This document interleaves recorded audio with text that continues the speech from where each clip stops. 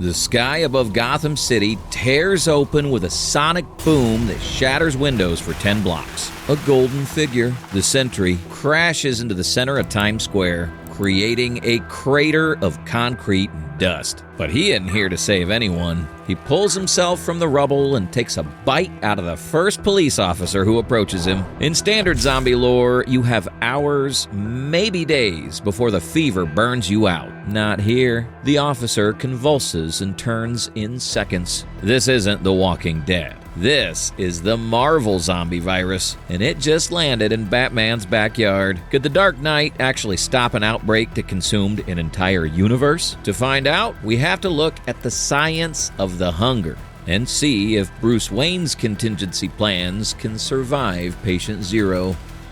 Section 1. The Golden Hour. Epidemiology of the Hunger.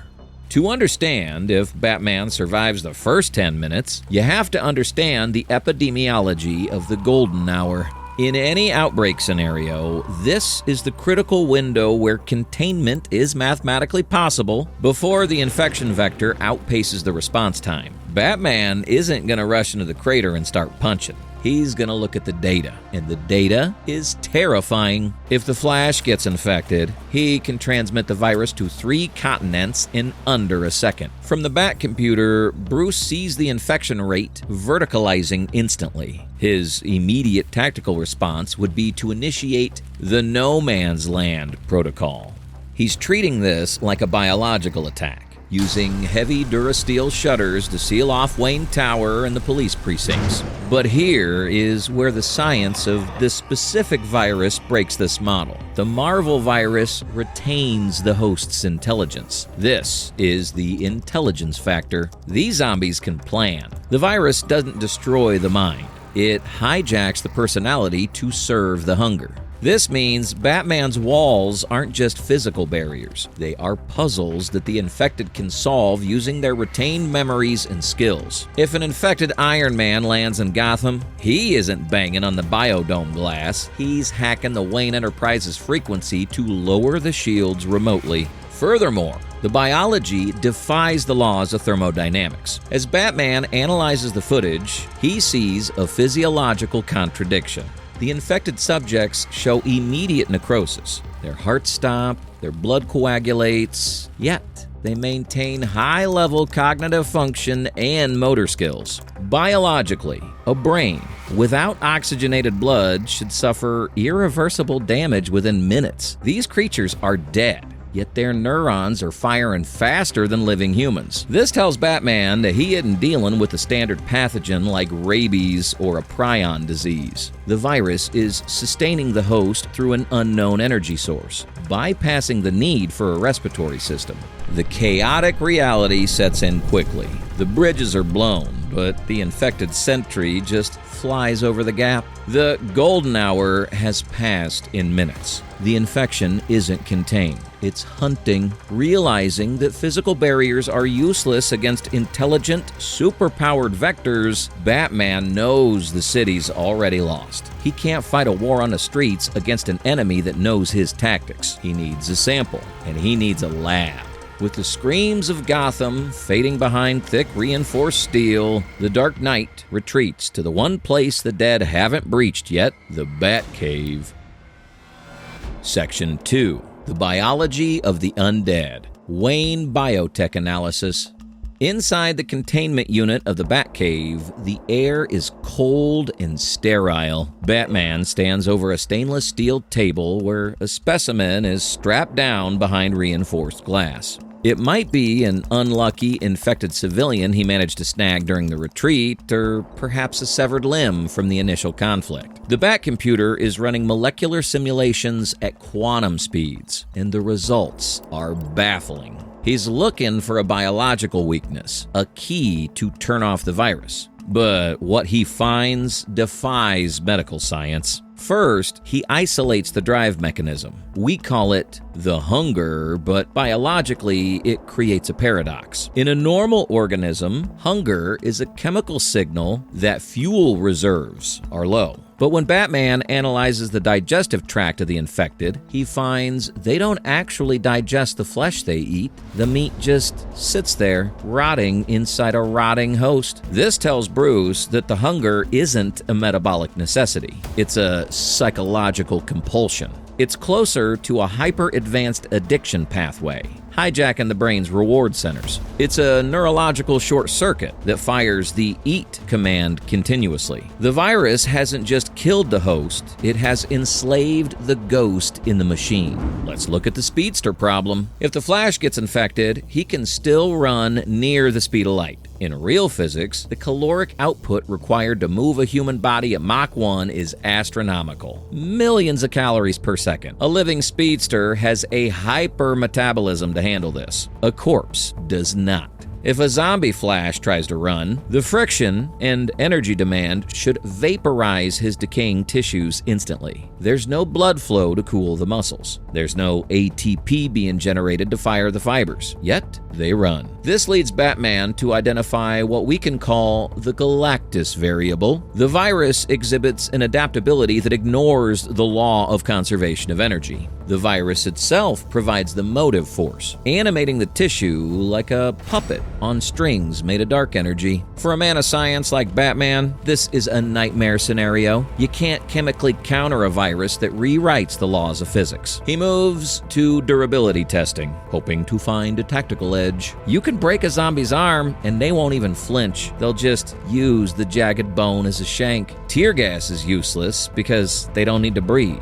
Fear toxin is inert because the amygdala is locked in a single state of aggression. The standard non-lethal toolkit, tasers, gas, martial arts pressure points, is functionally useless. The simulations on the main screen turn red. One by one, potential cures fail. The realization hits him hard. He isn't looking at a patient anymore. He's looking at a weapon. The man who has a contingency for everything realizes that his no-kill rule was built for the living. He closes the files on cures and opens a darker, dustier file, the Agamemnon Protocol. Section 3. The Agamemnon Protocol, neutralizing superhuman vectors. Batman realizes that the Tower of Babel files, his secret contingency plans to defeat the Justice League, are now useless in their current form. But the Agamemnon Protocol is the break the glass in case of apocalypse version of those files. He isn't trying to incapacitate anymore. He is retooling his entire arsenal for permanent neutralization. If a zombie moves at Mach 5, it is essentially a kinetic missile. Batman's solution shifts from biology to fluid dynamics. He deploys a localized aerosol of a frictionless polymer, a substance that reduces the coefficient of friction on the ground to near zero. When a zombie speedster hits this patch, they can't generate the traction needed to turn or stop. Then there's the tank class, entities like a zombie Hulk. Their skin is impervious to Batman's standard explosives, and since they don't feel pain, martial arts are irrelevant. You can't break the arm of something that doesn't care if its arm's broken.